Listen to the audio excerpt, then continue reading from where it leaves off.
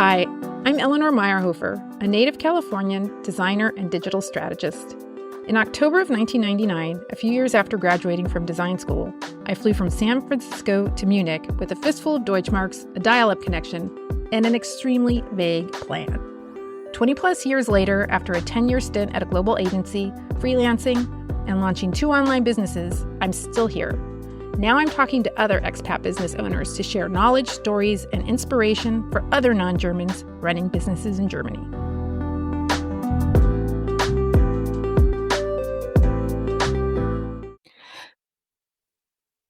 Just a quick note before this episode starts. Jordan and I had some bad luck in the last maybe 5 minutes of the first time we recorded cut out, or just it was only my voice. So we recorded the end of this podcast. So we refer to multiple recordings, and ending again. Something happened with my audio. So Jordan just says, "Thank you very much," and it ends a little abruptly. But it's still a great conversation, and I hope you enjoy it. Bye. So I'm here with Jordan Beck Wagner, and I am going to ask her what I ask everybody on this podcast, which is, well, who are you, where are you from, and what's a 2-minute story of how you ended up in Germany? Oh, man. Yes. So I'm Jordan. I am now based out of Kiel, Germany, but I am originally from Washington, D.C. And I always like to preface, I was born in this city and raised in this city, which I feel like is a rarity when people say that they're from D.C. But growing up, I decided when it came to, okay, you can take Spanish or French or German, what language? I chose German because of my last name being really German. And I didn't want to be like everyone else and take Spanish, which my mom's like, you should definitely be taking Spanish in the US. And that has now led me 20 plus years later to living in Germany. So I did my undergrad in political science and Germanic languages and literature, which then led to a study abroad in Germany. And that led later on to grad school in Heidelberg, which led me to meeting my husband at a ball in Heidelberg. And I like to say that the rest is history. So the 18 months of grad school has now turned into almost, I think we're on 11 or 12 years in Germany. I was like, I'll be back in 18 months, mom and dad. And yeah, that never Here you are. happened. Yeah, I know that story. Okay, wow. So, and so you're not in Heidelberg now. So I am now in Kiel.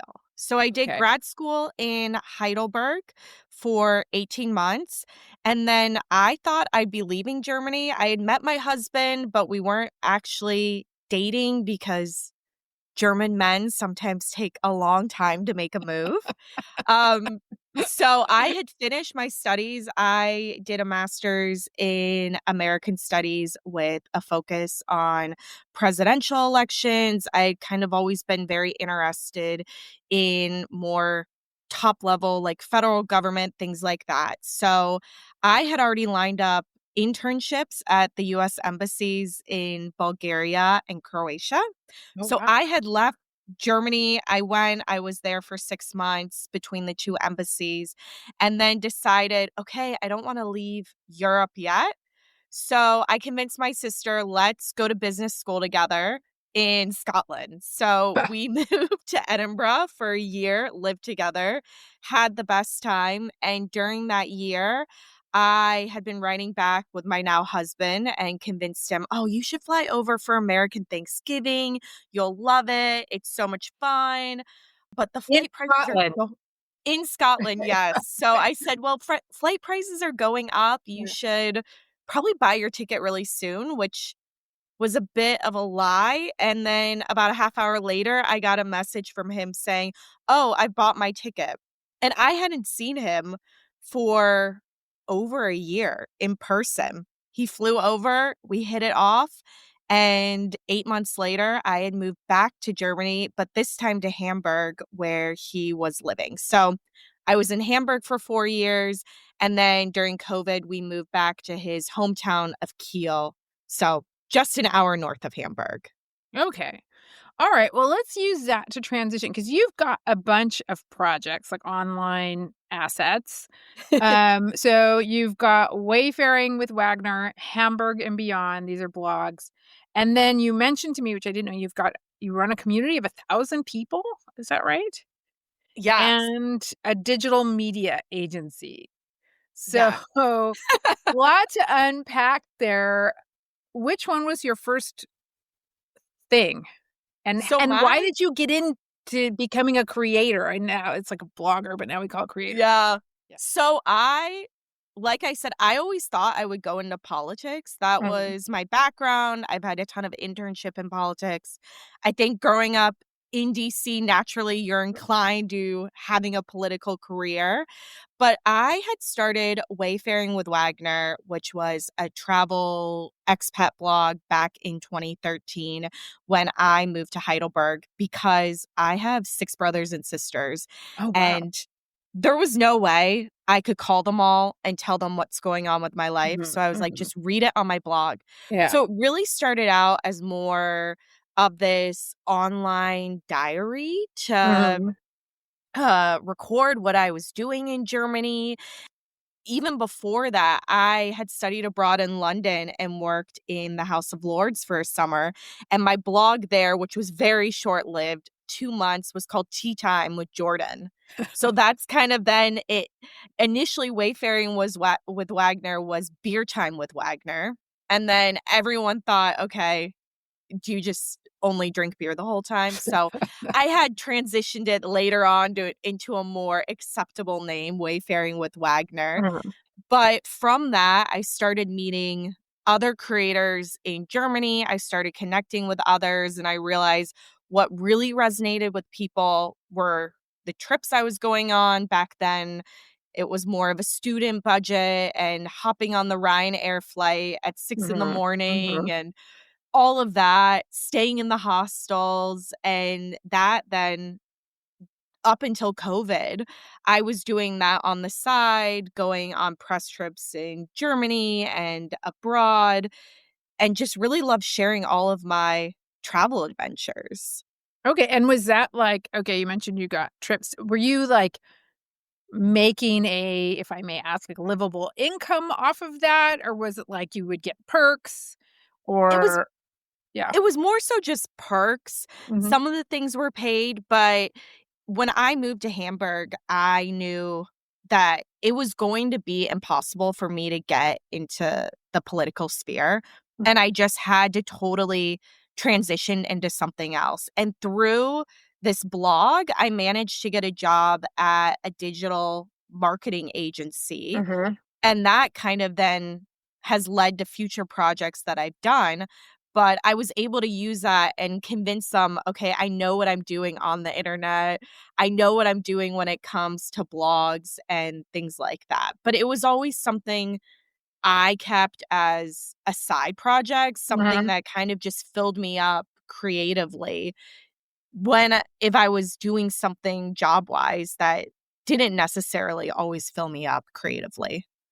You know what? You bring up such an interesting point because I kind of started blogging for the same reason, but a million years ago when I was here, like, I think it was before there was this platform called TypePad, Mm, um, but before that, I tried to, yes. like, make one coding it, and I'm, like, not at all a coder, but for the same reason, to just keep up with people back home, and then I've just always had some blog or another, and I feel like it has, even when I had a full-time job, it has had the side effect of just keeping me, like, on top of what's happening just with digital marketing because you kinda always have to learn what's going on and what the new platform is and what's going out and what's coming in, and I think that's great that you were able to say, "Look it," and, like, leverage that into a, real job, like a 9 to Yeah. 5 job.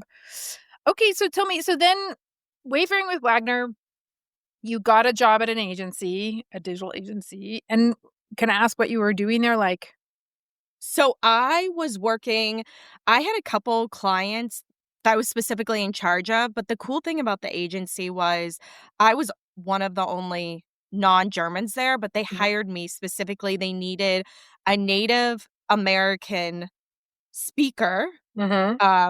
who understood German. And I Mhm. wouldn't say my German's 100% fluent, but Mhm. I was able to converse Yeah. and go to Yeah. meetings and all of that in Yeah. German. And so for my clients, one of them had a blog. Mhm. So I was running the blog for them. Okay. And then the other client, which was just really fun, Ritter Sport. Oh, no Uh, way. yeah, so I worked on their marketing for the US and Canada.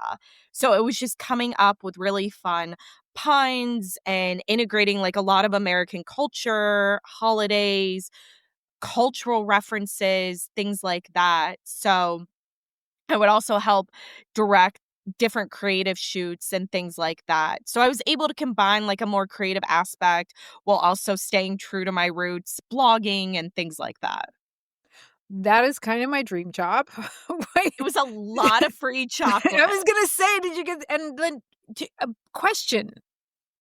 I feel like I do not see that much Ritter Sport in America. Like, there's a few things, like, since I've been here, which is a long, long time, it used to be that I would bring stuff over, and now it's, like, less and less both ways, but can you get, like, Ritter Sport in America? You can, and the funny thing about it is it's treated as a more luxury Like chocolate.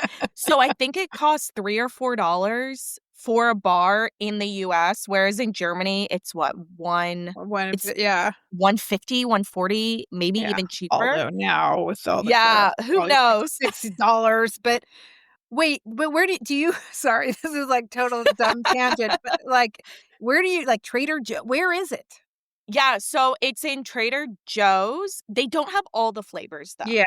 I think that's So my favorite flavor was always, like, the salted almond, and mhm, my sister loves the waffle, and I don't think you can get waffle in mhm. the US, so I would always Okay, bring that back for her, but okay, they're in even now, I wanna say they're in some Targets. okay, So that they're would make definitely sense, yeah. expanding into, like, more of these national chains, and then they have agreements with, like, a lot of regional grocery stores. So you're doing all this wonderful stuff with an amazing German brand, and then what? Then COVID hits, which I Okay. think for everyone, you kind of had to pivot. So I Mhm, was still working at the digital marketing agency up until June of 2022, mhm, but we ended up moving to Kiel in October of 2020. My husband took over the family business. The idea was kind of always we're going to move to Kiel mhm, at some point, and this just kind of seemed like the perfect opportunity to go when everyone was working from home. So mhm. I saw my traffic to my travel blog plummet overnight, which was 'Cause of very travel, right, of course. no one was traveling, so it was Yeah, very depressing. Everyone was kind of trying to pivot. So I was like, well, there are so many people who are going to be staying in Germany, and who knows how long this is going to last. So I pivoted into creating a more German focused blog. I always had loved exploring the random towns in Germany, and kind of the joke with my husband and his friends was you've seen way more of Germany than the average German has seen, because I would go to the random festivals and mhm. towns and things like that. So I decided, okay, I'm going to focus on northern Germany. I thought that Schleswig-Holstein was such a hidden gem. Not only, Mhm. I mean, the Germans know about Schleswig-Holstein, but I would say if you asked an average American, they've never heard of it. They couldn't tell you where it was on the map, and there's so many great islands and things to do and beaches and all of that. So I really wanted to focus on that. Yeah, I feel that way often about Germany. There's a lot of my husband's from the Falls, and I'm like, "God, there's so many hidden gems here, so many places you wouldn't think to go or, like, aren't the big, Berlin or Munich or Hamburg." Yeah. But so this is Hamburg and beyond, Yes. the So blog. that's Hamburg and beyond. Mhm, And I think that kind of also sort of led into this group that I created. mhm, It came more from me moving to Kiel, but I was really active socially in Hamburg with a lot of different groups, mhm, whether that was the American Women's Club in Hamburg, and now BBA is there. But there was no group in Kiel. I mhm, knew no one in Kiel. Mhm. And we had, I think it was the end of October, Germany went into that really long lockdown that lasted 5 or 6 months, where at some point you couldn't even see other people. And so I was like, I need to make Yeah. friends here. Yeah. So I started a Facebook group. I knew through a couple other Facebook groups, I connected with one or two other expats in Kiel. And I said, invite whoever you know to this group. And in the past 4 or 5 years, it's almost grown to 1,000 women. We have weekly yoga, we have a book club, we have an art group that have all kind of organically spun out of this, which I don't run. It was other Mhm. people who came to me who said, I want to do a weekly yoga in the park. I would love to do a monthly book club. And I said, go ahead and do it. So it's really kind of become this connector for me to a lot of different people in Kiel. Wow, and is it all international people, or is it open to anybody, or It's open. So I specifically created the group for women or people who identify as women to have a safe space where Mhm. they could come and exchange ideas, a gynecologist or a hair salon or something to do with their children, with the schools and things like that. So there's a lot of back and forth and recommendations that people give, but it's open to anyone regardless of nationality. There's actually quite a few Germans who have joined the group who maybe lived abroad and they've moved back to Kiel and they're still wanting to have that international connection of some sort. Okay, so but it's English speaking. It's English speaking, yes. Okay, That was so the commonality yeah. between all the nationalities. Okay, we're going to keep it English speaking. Okay, and then you mentioned when we exchanged emails and stuff is that you also started your own digital marketing agency. Yes. So by 20 the end of 2021, the beginning of 2022, I knew I wanted to go out on my own. My dad's an entrepreneur. I have always loved doing my own thing. And I finally took the leap when I got my Niederlassungserlaubnis. So I was then able Mhm. to start my own company. And next week, it will officially be 3 years in business. Oh, So wow. I work with companies in Germany on their digital marketing efforts, also in English. And some of those have actually come from connections from the agency where I worked. Mhm. And then I work with a few companies in the US as well. And I absolutely love it. You're self-employed as well. You get the Yeah, yeah, freedom, the yeah. flexibility. We don't have kids yet, so I'm able to kind of fly back to the US and have that flexibility to see my family, see my siblings, and Mm. work wherever I want. That's amazing, and so let's talk about so is this your that's your main gig right now? Is That it fair is to my say main gig. Yeah. Hamburg and Beyond is like a side project, Yeah. and then Yeah. the what's the digital agency called? Jordan Beck Media. Okay. And do you work with, like, large brands? Like, what do you tell me, like I know what it is, but tell me like I'm 5, like, what do you do? Well, according to my dad, I work Mhm. on the internet. That is what he tells everyone. He tells people I work on the internet, which I'm like, we need to get a little more specific when we say that. But I specifically work mainly in social media strategy for these companies. So Mhm, I'll help them come up with plans, whether they're going to conventions or they're going to events or there's a product that they want to get out or something like that. So I've been really lucky. I pretty much had the same clients mhm. from the beginning. I've added one or two along the way, and maybe one or two have left, but I pretty much stuck with the same clients. And so I really focus on their digital marketing strategy, social media. I will also, for a few clients, I also do a little bit of email marketing, but it's mainly just social media. And I love it. I love being creative. I love coming up with witty puns and I love trying to integrate brands' products or services into specific days. So Mhm. I know I've done some fun things for clients on May the 4th and things like that. Like, the fourth be with you and all this stuff. Yes. So, let me ask you about the strategy versus well, 2 I actually have 2 questions. So, you mentioned you got a client through your old connection at the agency.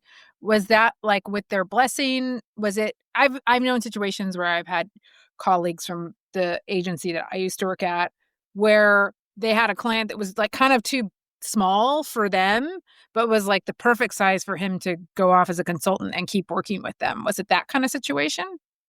It was the kind of situation where I had met people from different companies, Mhm.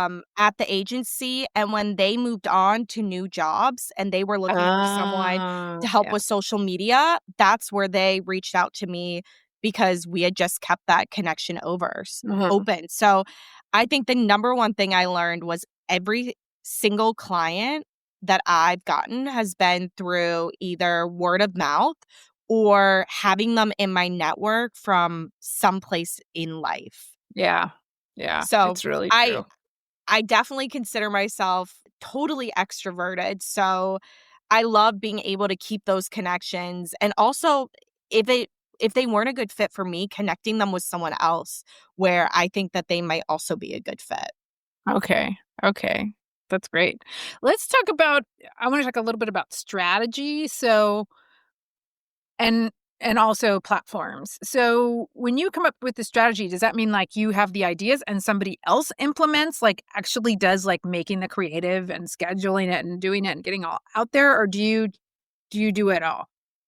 Most of the time, I am just doing the strategy aspect, but Mhm, also writing the content. mhm. I am not usually creating the Okay, visuals or the graphics. I'll either outsource that outsource it, or there is an agency already working a okay. creative agency working with a company that will implement the ideas, but I will look at a schedule and be like, "Okay, for the next month, this is what we're really focusing on." We try to put things if I know, like, events are coming up in a couple months or there's specific days, we try to plan out for that, and then if there's a new product or a new service that they're really wanting to promote, how can we incorporate that in the next 4, 8, 12 weeks and continuously kind of drip this? Because when it comes to social media, you're not gonna remember something that you saw a week ago. So Yeah, I am yeah, in full support of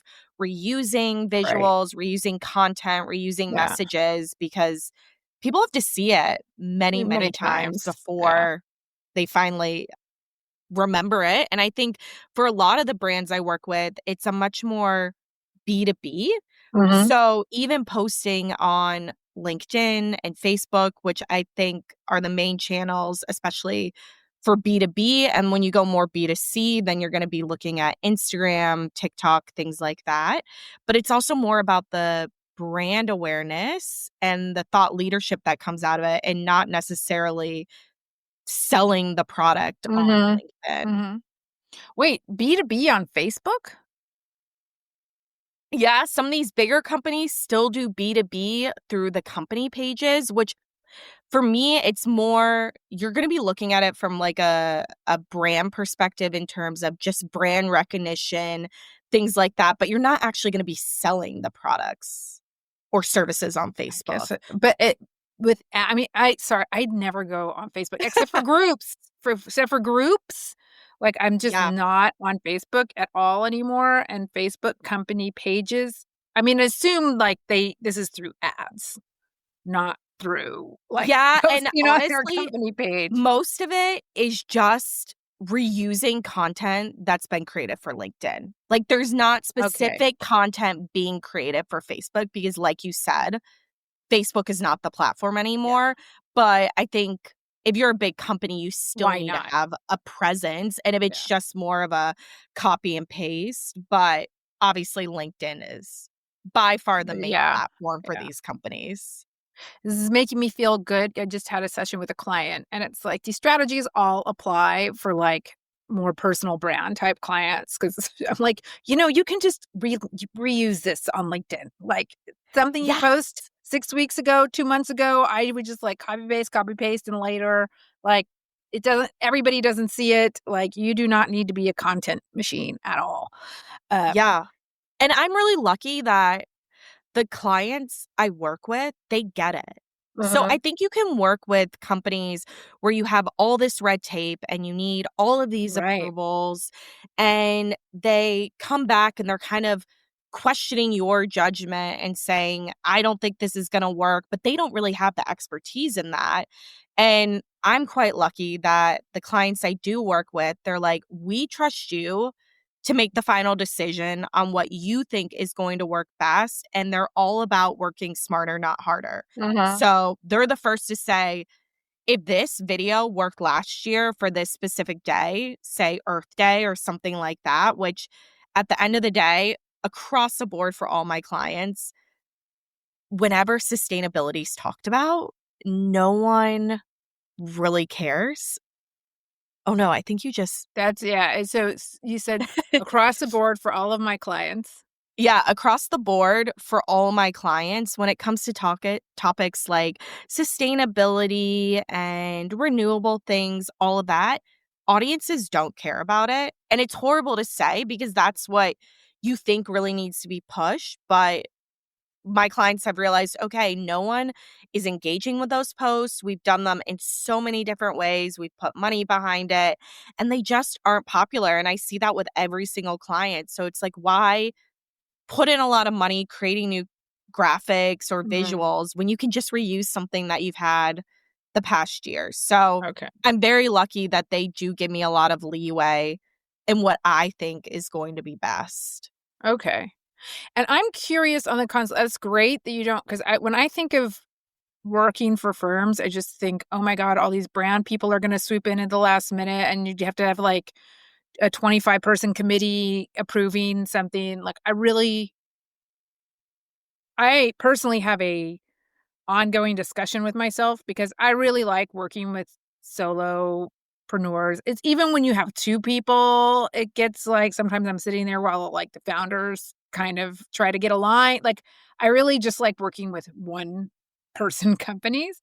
So in the way you work, I'm assuming like a marketing person from a brand hires you, but then you're kind of sitting between them and the agency, right? So, not exactly. So, I'm actually the exact opposite of you. Okay. I prefer working with larger companies. Okay. I don't I had some experience working with 1 or 2 people, and it was always I just felt like they never saw the true value. They were always questioning things. Uh, Um, I felt like I was being nickeled and dimed for yeah. everything, Yeah. and I constantly had to justify myself, whereas these bigger companies, they'll not really even bat an eye to Mhm. pay you because Mm, I know that I'm such a small fish in terms of the other people that they pay. But when it comes to the agency, it's only a creative agency. So they're just making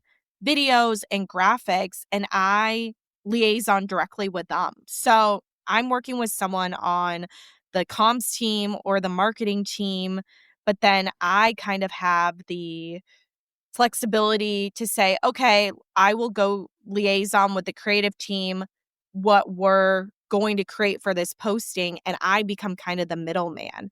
But it's the comms department that gives the final approval, but it's usually just 1 or 2 people max. Maybe if something has to go through legal because of mhm. the topic, then we Mm. send it over to legal, but it's a very smooth process with the Wow. companies I work with. However, I know that there are other companies where it is like this multi-level Yeah. approval process, and I think at the end of the day, the companies that I work with, they're like, "We'd rather just get content out.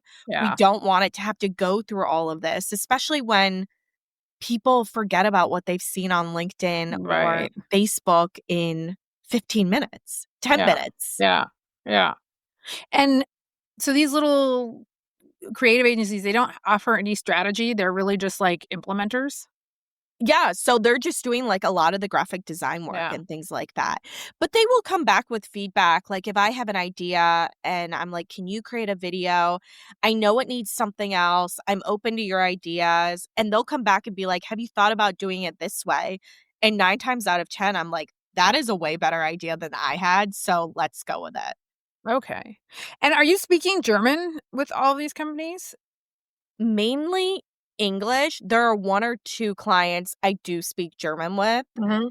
But I feel like having worked at a digital marketing agency beforehand, it's you learn that very specific marketing lingo. Mhm. It's not many new things, and Mhm. I know if needed, because I am writing the content in English for all of these clients, sometimes I'll put notes on the side in English, and they know what I'm saying. Okay. They're all totally fluent with English. Okay. But so the content that is being created is in English? Yeah. So For what market? it's usually for an international market. So most of the time, Okay. the company is based out of Germany, Mhm. but they operate worldwide. So Mm. a lot of the hires are going to be German Mhm. in Germany, but then I'll be speaking English or writing in English for a global audience. Okay. Okay. Alright, let me bring it back to the people that are, like, looking to start a business and all of this. So, it sounds like for your business, you get all your clients maybe word of mouth. Like, how do you keep your client pipeline It's replenished? mainly word of mouth right now, Mhm. and I've been very lucky, like I said, to not have a ton of turnover with clients. I did get when I was initially testing the waters of for going into a digital marketing agency and freelancing and all of that, because you have such a long period, in Germany, you Mhm. have to give at least 3 months notice. Yeah, So, right. I knew I had time. So, when I gave my notice at the end of February, but that January, I'd already started reaching out, and one of my longest client, who's actually in the US, I connected with her in a Facebook group. Hmm. And she had a digital marketing agency and was looking for more help. And because of all the taxation and all of that, I could never have been hired on full time, which was totally fine. But she hired me as a contractor, and I've now been with her for over 3 years. And we always joke it was because I had posted in a Facebook group, "Hey, I'm dipping my toes into freelancing. This is kind of what I offer. These are my strengths." And she wrote me back immediately and said, "I literally posted a job on my website 1 hour ago. It would be my first hire. Let's chat. The rest is history." So Wow. it was also kind of being in the right place at the right time. And I think everything's a little bit of luck as well. Mhm. And telling Mhm. everyone that I knew that I was going freelance. I Yeah. told everyone. And Everyone in Germany and the States, or I told mostly it was my friends in Germany that I'm Mhm. going freelance, but I had a friend say, "Hey, I'm freelancing, but I plan to go back to a full-time job. Here's a client of mine that I've recommended you for." And I've had them now for 2 years. So a lot of this was just being very lucky, being at the right place at the right time, and having it known that I wanted to go into freelancing. Yeah, and telling people. I think that's such a everybody lots of times when I launch websites for clients, they think like, "Oh, now I gotta do SEO and, like, Instagram." It's like, just send a big email out to everybody you know and, Yes. like, just tell a lot of people you're doing this and what kinda clients you're looking for, and you'd be amazed what can happen. Boring question, but important. Do you have, like, a GmbH? Are you Kleinunternehmer? Like, how have you structured your business here in Germany? Yeah, so I am just selbstständig, so Yeah. Yeah. self-employed in Germany, but I am over the threshold of being a kleiner Yeah. Unternehmer. Yeah. Okay. So, but I don't have the GmbH because then you run into All that. additional Yeah. taxation Yeah. All issues that that craziness. Yeah. I don't wanna deal with. Yeah. So that structure has worked really well for me. I have a VAT number, all of that, Yeah. and It's easy to write the invoices. Yeah, that's what I am too. And I see you in the BBA chat, like always giving good advice. Um, Yes, because I feel like as an American, I love to look things up. I love to research, and so when it comes to all these taxation issues, there are so many people, so many German tax advisors, rightly so, don't know you just US. can you sorry, can you start again from I love to research? Yeah, Sorry, we're having such I absolutely love to research, and when it came to all the taxation issues, obviously, the German tax advisors don't know US law, and they don't know these small little intricacies that even it's hard for most Americans to get a bank account or have investment options and things like that open. So I love to jump into the BBA group, especially the US chat, because yeah. I feel like when you come to Germany, you just assume it's going to be easy when it comes to taxation. And most people Yeah. don't realize all of the legal and tax hurdles and all of that that you have to overcome to live here. But now that we have an American Pope, let's see how it's going to change because that could get very interesting. Yeah, I was lucky. I had my brother-in-law is a Steuerberater, so when I went freelance, he helped me with all my stuff. But I do find it is easier now with all I don't use any of the tools. I went on this safari because I pay a Steuerberater like 200 plus a month to do all my books and everything. And I was like, there's got to be a better way. And I looked at sorted and all the things and Lexware and everything. And at the end of the day, I came to the conclusion it was just better to have this person because, like, 1 month I'll sell digital products and then I'll book client like, it's just all too it doesn't fit it's not like I'm just freelancing doing this one thing and I have 4 invoices a month. It doesn't ever work like that. So I think but we I talked about that on did we? LinkedIn. We I think probably I I'm always commented. complaining about my taxes on I LinkedIn. feel like no, this was a while ago when you were looking. Yes, I was I put out think like we a had cry this for help. conversation, and Yeah. I looked at Lex Pro, and is that what it's called? Lex Lexware, Lex Lex something. It's Pro, yeah, Lex yeah, something, yeah. and I ended up going with Accountable. But I don't have digital products, Yeah. so it's very easy. I do just write 4 or 5 invoices, and I don't have a ton of overhead when it comes to expenses either. So I was on Sorted and I moved to Accountable. I think it's a much user-friendly product. I think Mhm. that it's set up easily, but you still do have to have a level of knowledge because I have caught things that maybe weren't marked correctly by Accountable or should Mhm. have been at this taxation rate and wasn't, or the client was in the US, so it shouldn't have VAT on it, but they accidentally put VAT on, Yeah. things like that. So you still have to be looking at this, but I have a Steuerberater that then will do my books at the end of the year. I'm not Okay. doing my own taxes. No, No I'm way. not either. I mean, I did okay, sorry, everybody, like, my standard tax chat.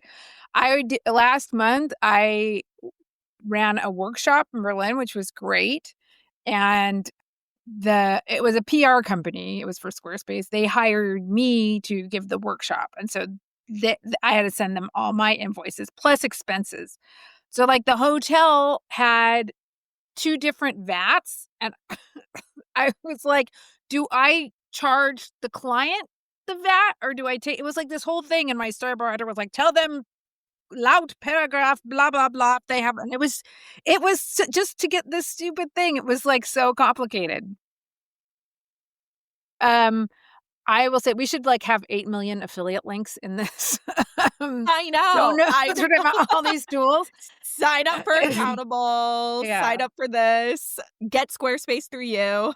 I will add that I use a tool called Moxie, and I'm gonna put my affiliate link in here because it is so what I also needed, it wasn't just taxes, like, this is a whole end-to-end CRM. So, like, you Oh, have your okay. pipeline in it, it does invoice generation, you can have, like, multi-part invoices, project man everything, and, like, Yeah. client portal, so it works if you're also doing, like, client work, like, done for you client work, and like, this new thing is coming where you have to have these structured data invoices. I think it's, like, next Oh, year. yes. that they have to be written in a certain way, Or but people also have exported. yeah, and Yeah. they also have to be able to accept the invoices like this. Yeah, so I was like, "Oh, no," and so I was like they have, like, a platform where you can, like, get on their roadmap, and I was like, "Structured data, oh my god, EU, this is coming," and they're like, "We're on it, it's already done," and I was like, "Okay, this is the right tool," because every time you turn around, there's some, like, new EU thing you have to comply with, But and let's little actually see if it comes next year, because, like most things, I feel like in Germany, especially when it's getting digitalized or doing something like that, they just keep postponing it. maybe, So, maybe. Yeah, the we will accessibility see. thing just came up for websites, and I was like, "Oh my god," Oh, and yeah. looking through all this, and then I found out that, like, okay, if you first of all, it's for businesses with over 10 employees and over 10 million of revenue, and any website okay, don't quote me, everybody, this is what I'm not a lawyer, but also if you launch it before June 28th, you have, like, till 2030 to get compliant. So, it was like, "Okay, I have I time. mean, good cause, but don't panic." All right. So that ends the tax discussion portion of We the could go podcast. on with I know. taxes I know. Have forever. a separate podcast help with my German taxes. This is where last thing I'll say, if AI, I will 100% believe the hype when all I have to do is like give AI my folder and say do all my taxes. Yeah. Then we have arrived. Until then, yeah, sure, it's all going to change everything, But there whatever. are, like I one more thing about taxes, I Yeah. will say when it comes to, like, the US tax side, Mhm. I swear by my expat taxes. Yeah, I I have use them too. used Another affiliate. I yeah, gotta get all these they affiliates before I publish this. they're fantastic, and I think that they make it really, really simple because they're literally like, "Put in line 9 of this document in this box." So it's quite easy, I feel like. Yeah, I used them for the first time last year, and I had, like, 3 years of like, kind of like in COVID, I realized I kinda was just like, "I can't deal with this right now with a 3-year-old, my US taxes, and all this." And I was like, "Oh, shoot, I'm really behind." And then, like, I hadn't done all of my FACTAs and everything. It just had everything. It was like a wizard, basically. Do this, do Yeah. that, do this, do that, do that. It was great. And then you could just, like, upload it through them. All right, what else do I wanna talk to you about? Okay, so yeah, oh, yeah, I know what I wanna talk about.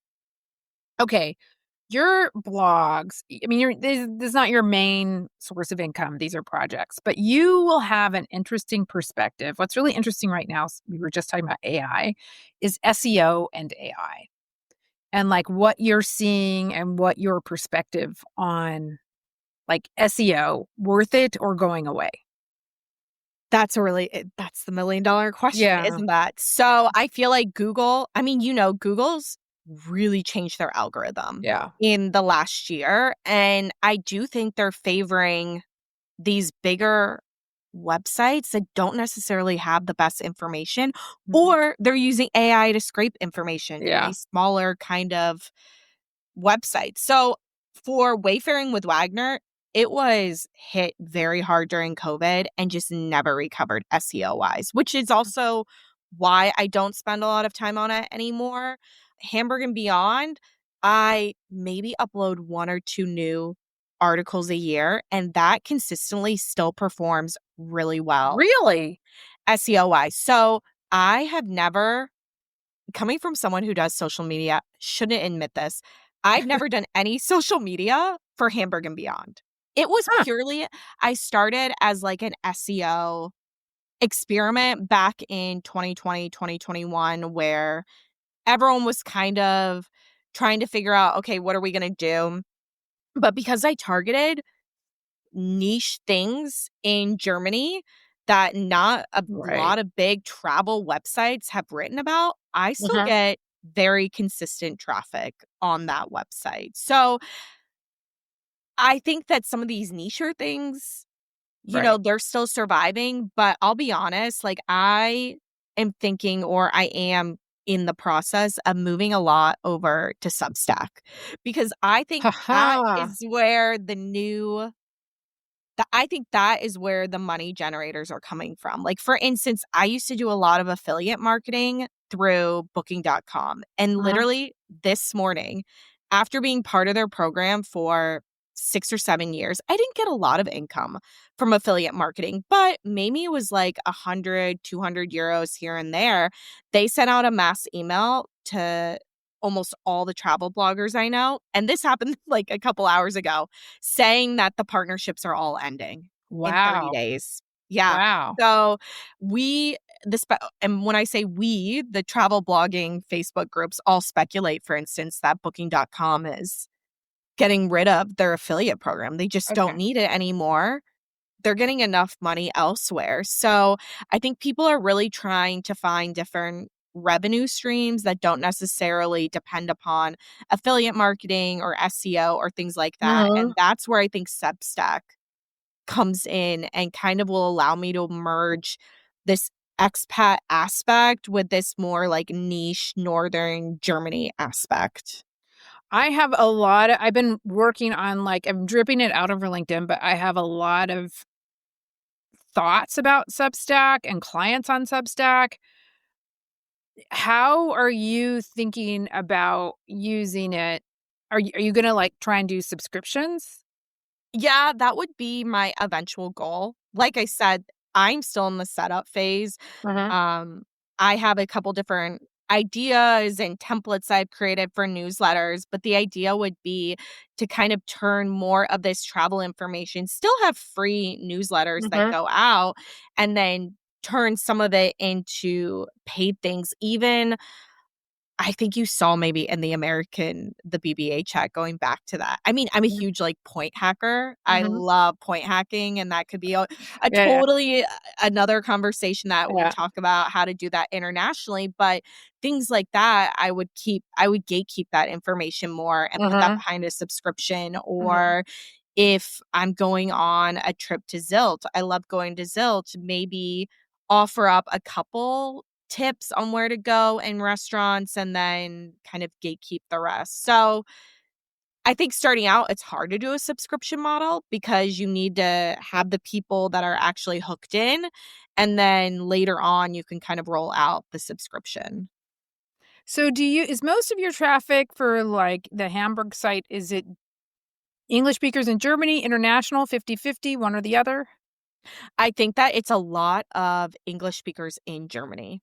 Okay. That's where the majority comes from. Uh-huh. Surprisingly enough, I do get a lot of German German speakers in Germany, Okay. and then after that, it's people around Europe, maybe a couple there's some traffic from the UK, and then also some people that are coming over from the US, maybe to Hamburg. They'll go to more of my Hamburg articles because they're not gonna know about Rugen or Zilt or things like Mhm, that. mhm, mhm.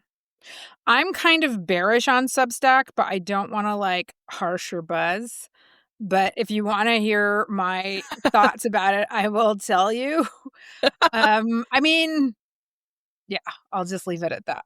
No, I think it's a really interesting platform. I am curious what you think about it though. I don't think all businesses can move over there, and I'm not treating it as I'm going to make a lot of money from it. That would Okay. kind of be Yeah. for me a secondary or a third thing that would come out of it, but more so I want to have a place where I feel like with blogging, you have to do a lot more long form content.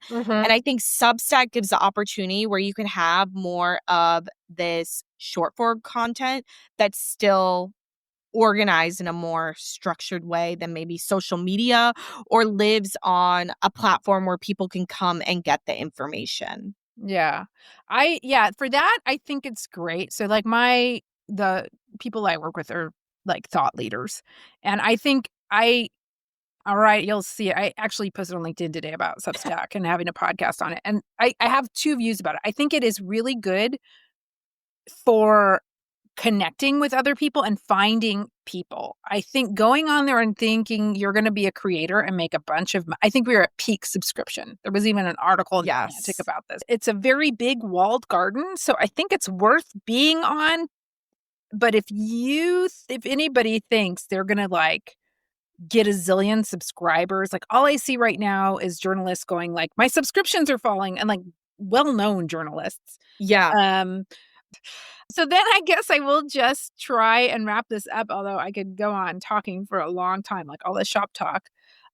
Are there any lessons learned or advice you would give if you had to start all over again for anybody who's specifically thinking about starting a business or running a business in Germany?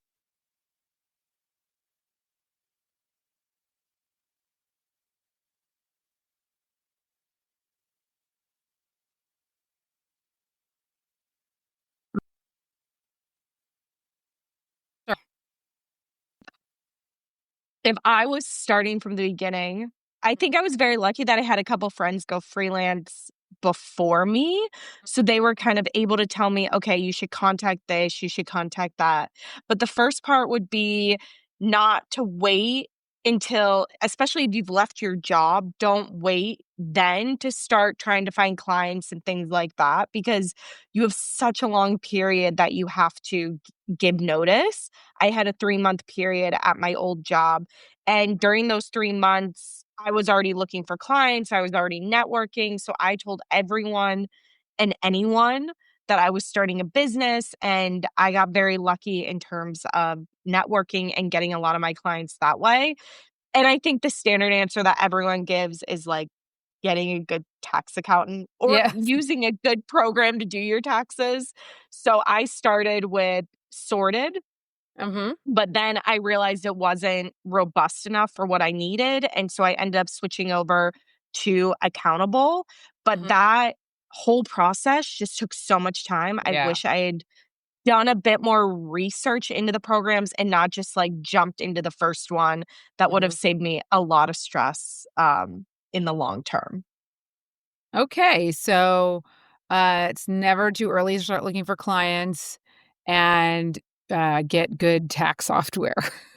Yeah, yeah, and Okay. I think the third thing would be, which I still haven't done and I need to do, but to join, if you qualify to already start the application to join the KSK, Yeah. the Künstler Sozialkasse, just because, um, as your income grows, that's such a great resource in terms of, it pays half of your pension, it pays half of your health insurance and all of those things, and I wish I had looked into that sooner, although you do need to be making a certain level of income, or you have to have had gross, I think, 4 or 5,000 before you can actually apply.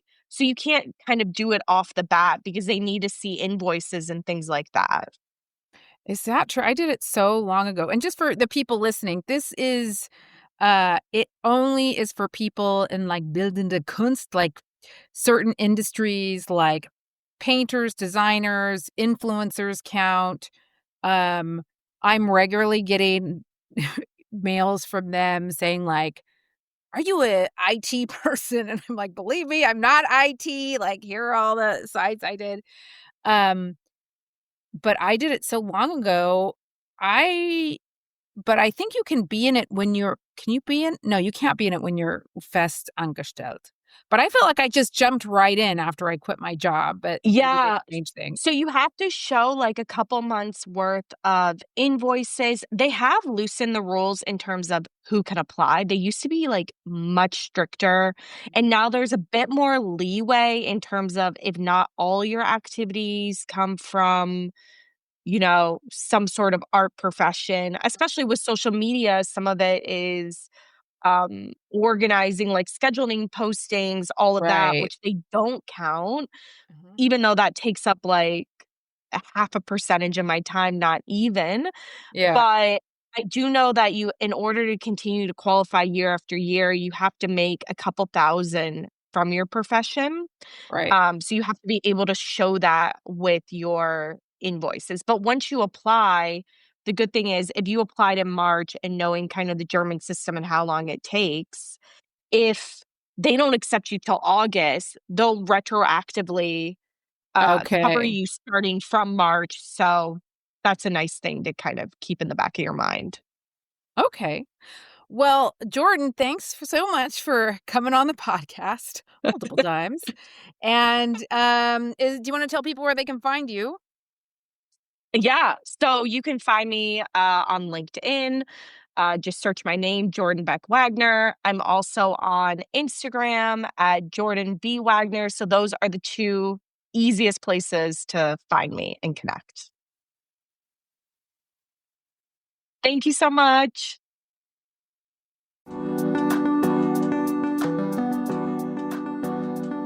Thanks for listening. You can find this and all other Germany Expat Business Show podcasts at thegermanylist.de. Bye.